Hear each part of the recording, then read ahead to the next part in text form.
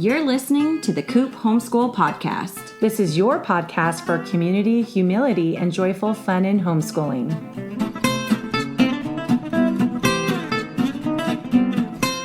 This is our episode of introductions.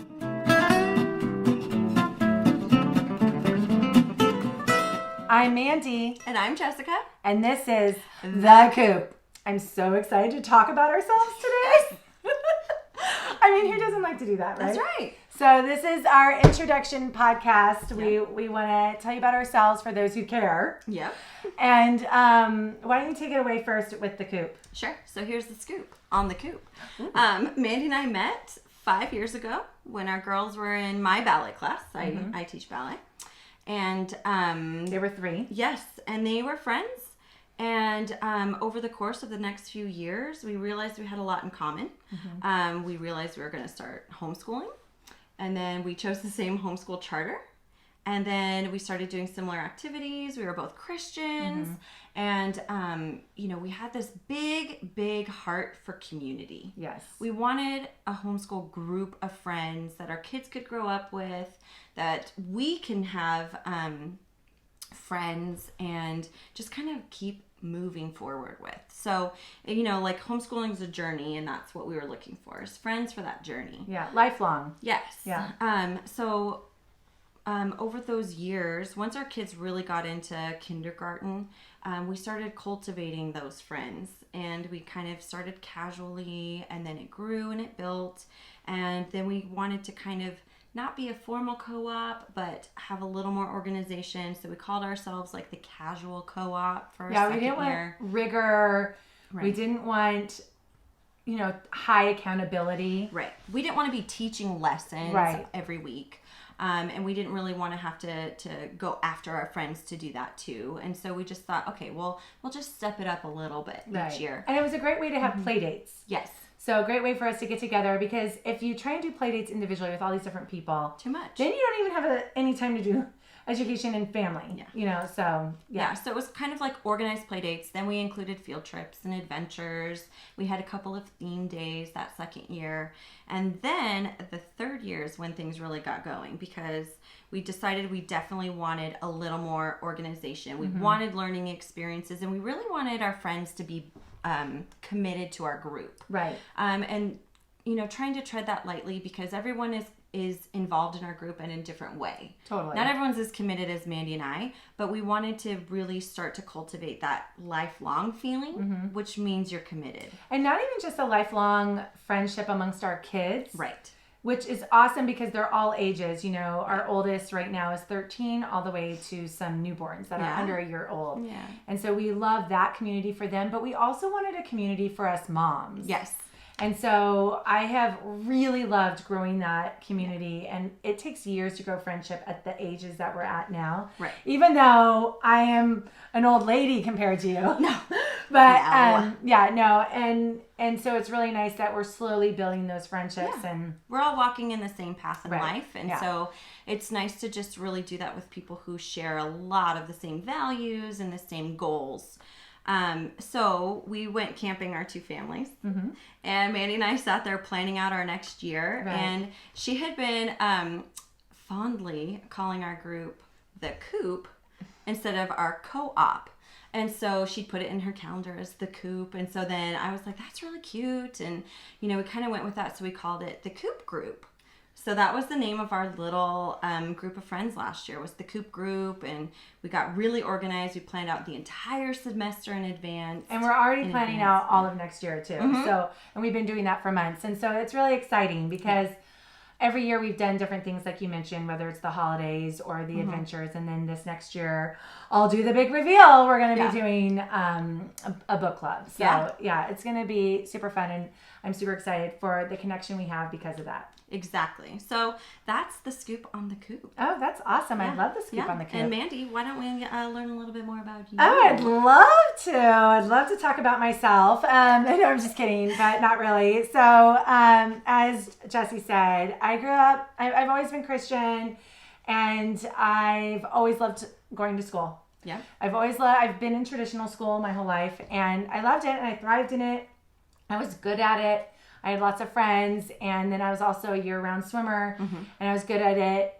Loved it. Had I loved the community. Right. And I didn't so much love the hard work, but it just came with the territory. Yeah. So, and I'm still best friends with some of those people to this day, and they were in my wedding, and my parents are still friends with them, and so it was great. And I got to swim in college, and I actually met my spouse in college, and we were freshman sweethearts, our freshman best friends, and then we became college sweethearts, I should say. Sweet. And we loved our experience in college so much that the middle name of our first kid is Bruin because we went to UCLA. Diehards. So diehards, Love yes. Yeah. We had to have Bruin somewhere in our family. Yes. And with that, I've always been there was no reason I wasn't going to traditionally school my kids. Sure. I mean, I was in leadership roles all throughout high school. Right.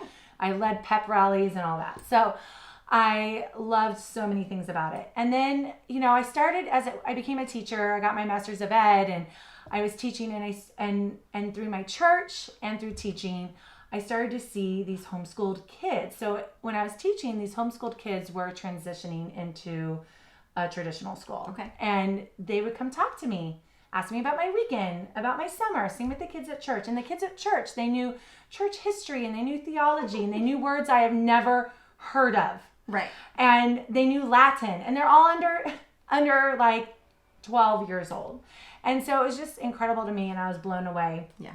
And so within the first couple of years of our marriage, I knew we were going to homeschool, and so did my spouse. And that was what was really cool. We both came to that conclusion. Yeah. We both felt called to do that. Even though we both had wonderful traditional school experiences. He was a basketball star. And as we grew in our faith, that calling just grew more and more. And as we grew as a couple, and we had 9 years of no kids. And so he did more schooling. I did more schooling, and I had, different office jobs, and he was always in school. And then now we have our 3 kids, ages 10, 8, and 5, and we have homeschooled the whole time. Yep. And we have loved it. And it's been awesome. Such a great adventure for us. He is, the spouse is super involved. Yeah. Super into the read alouds. That's kind of been what he's taken on. And then he loves the history, and he wants to teach the theology and do all that. And so it's really great that we're team teaching this and on this adventure together. Yeah. And I guess I'm just super thankful for the friends I've made because of homeschooling, like you and the people in our Coop and others that I probably wouldn't have become close with if it wasn't for homeschooling. Totally. And we have so much more opportunity, I feel like, to form these deeper friendships because we can see each other at any time. We're not as bogged down by schedules like I know would be the case if we were in a different school setting. Absolutely. So I'm just super thankful for this adventure that we're on, and I still feel like I do not get enough time with my kids. Yeah. It's true. It's crazy. It's so crazy. And even with homeschooling, I'm with them all day, and I may need a break here and there. And I do have fails, and I do feel like, I do have hard times, but it's all worth it for the family time, for the joys, and that I get to teach my kids to read. I get to see them learn. And it's totally out of the box for me, totally different experience for me. Yeah. But I'm so thankful that I took that risk and faced that challenge, and I'm thankful that I had the parents I had, to give me that strength to pursue my dreams, whatever they might be. That's so cool. Yeah, that's awesome. Yeah. Now, tell us about you, girlfriend. Okay. She's super interesting, and since I only met her 5 years ago, it's like every time she tells me stuff, I'm like, what? You played the flute? I think I just learned that today. Yeah. And the thing is, you probably told me that, but since there's so much new information that comes my way about, a new person, it's like, I didn't hold on to that info. Right. Anyways, tell us about you. A small part. Yeah, I know. So I was also raised in traditional school up until I got into 7th grade. And I was starting to feel a lot of anxiety about moving into junior high after my elementary school years.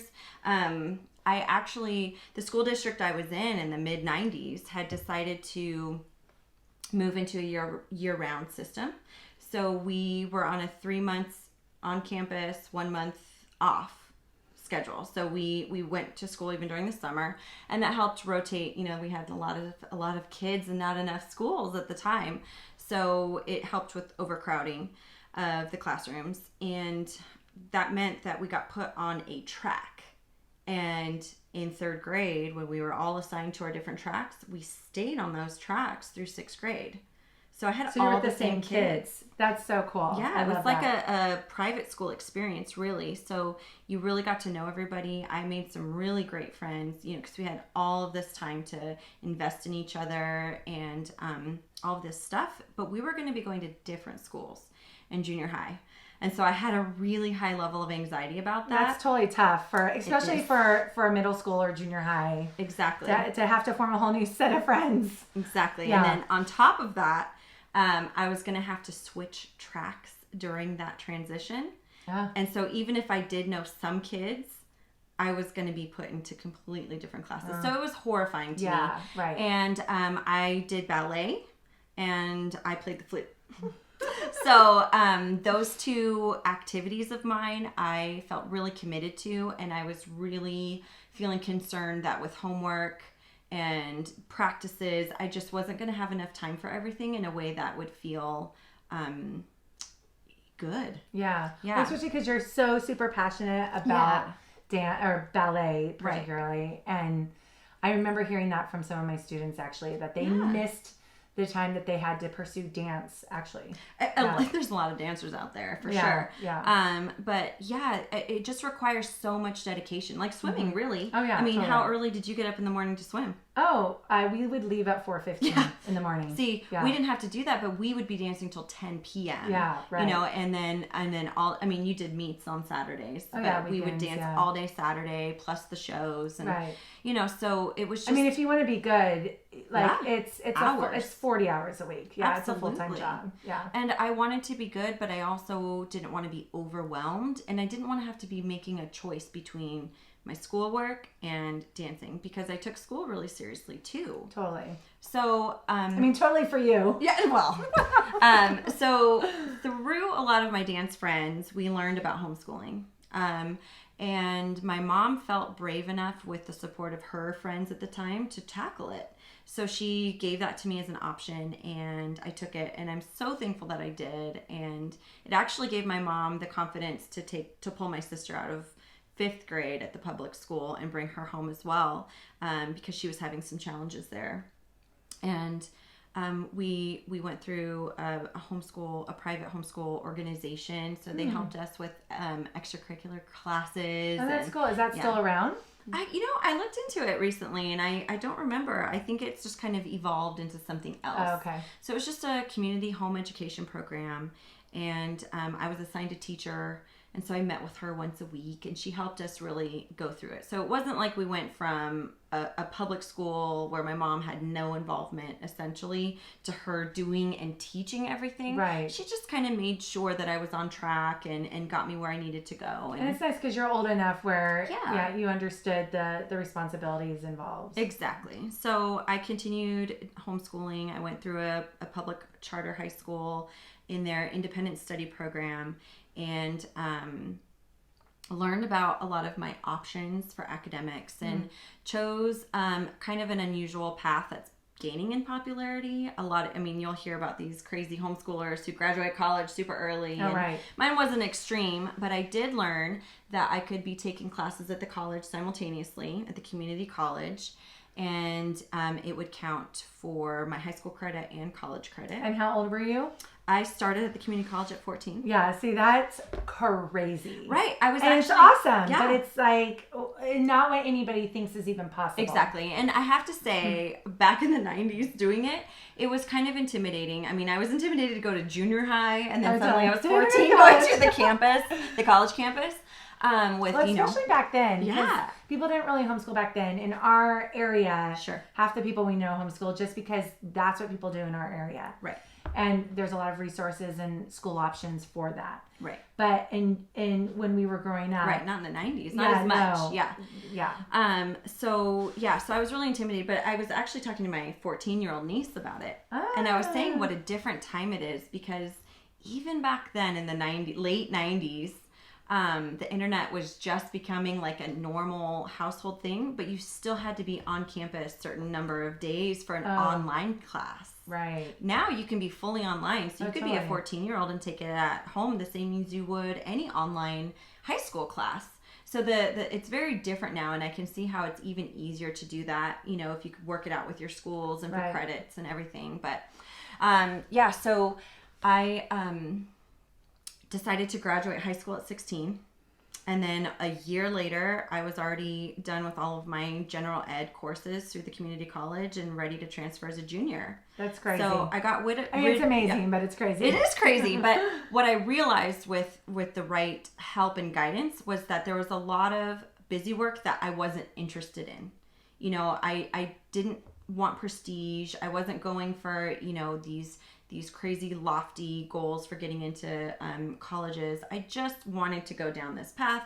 I didn't look for anything crazy. So why not just get some of the busy work or the redundancy out of the way? Or even the classes that are not part of your calling, not part of your interest, but for some reason have been set up to make you quote unquote well balanced. Right. Exactly. Or so it was just the right path for me at the time, and I was able to get right into my university. I went to San Francisco State, and I graduated just before I turned 20.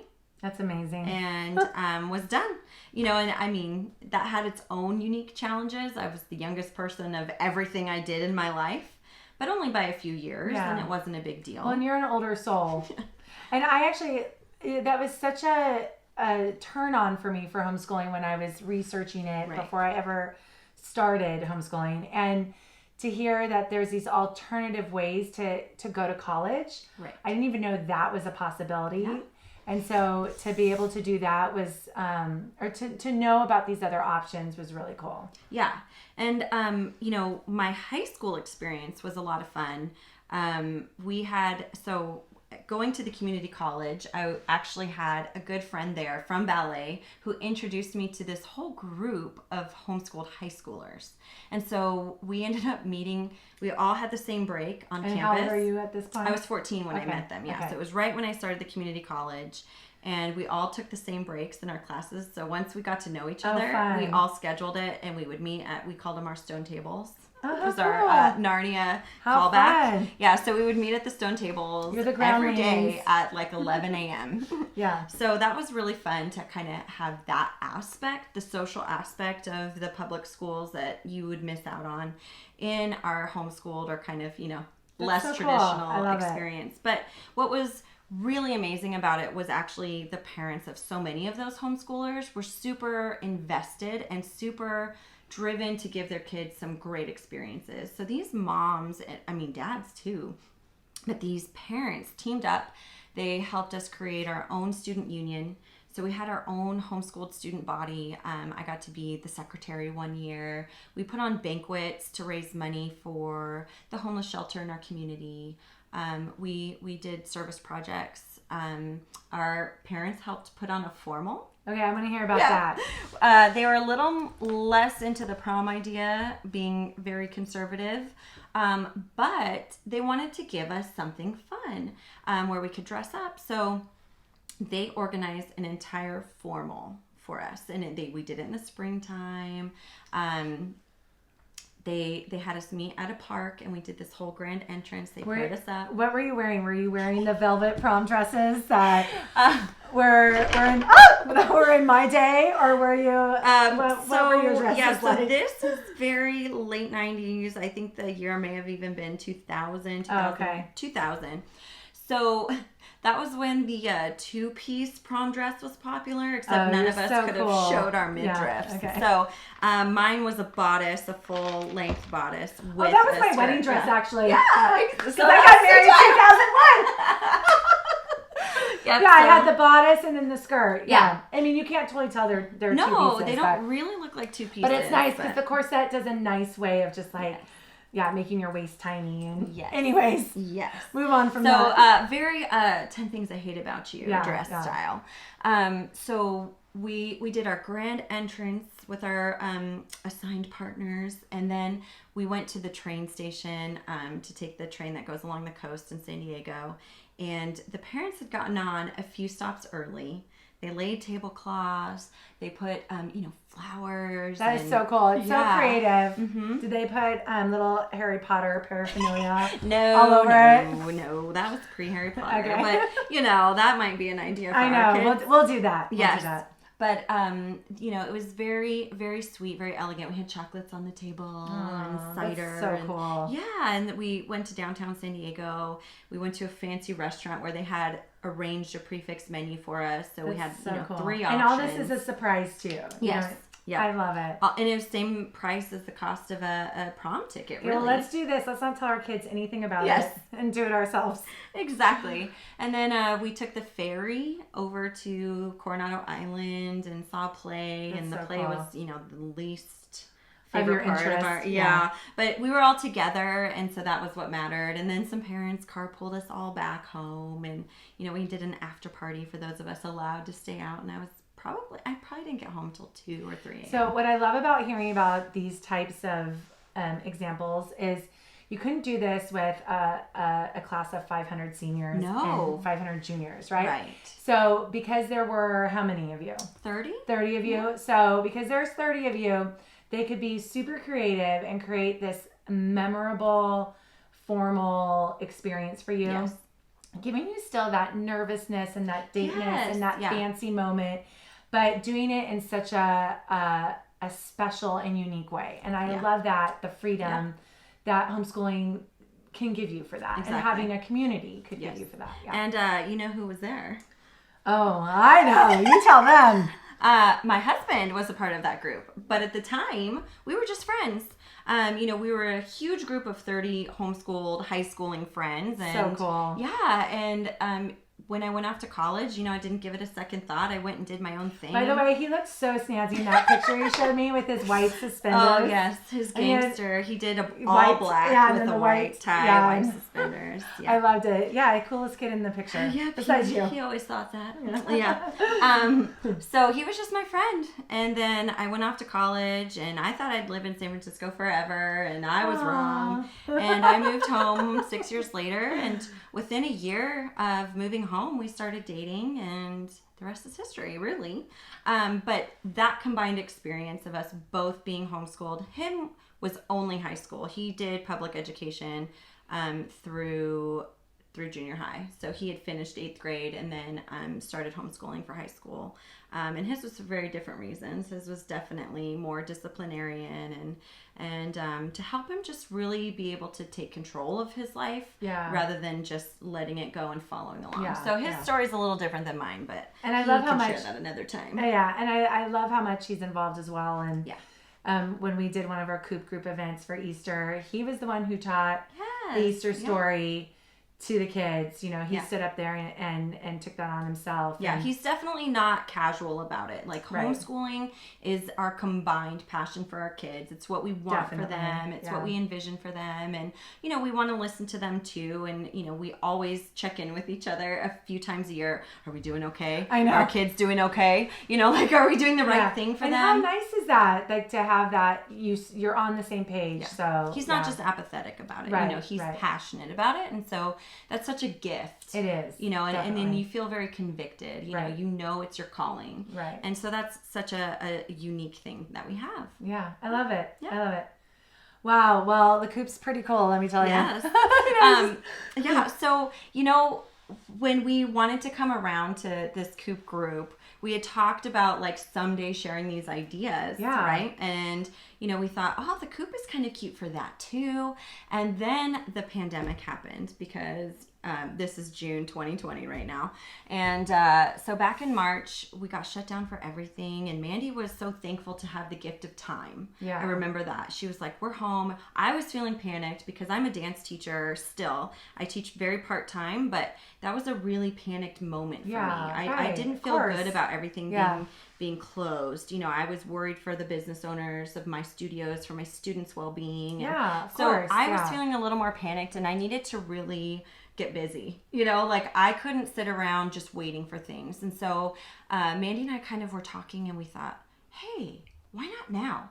All these people are coming home. They're having to do distance learning, but everyone's calling it homeschool, and that's really not what it is. Right. I mean, we're not sequestered in our home. We do world schooling. Yes, we do world schooling. We are all over the place, and we're not home every 5 days a week either. Yeah. So it was actually a new experience for us too. Exactly. But at least we were already set up for it. At least we already had, we already knew what we were teaching our kids.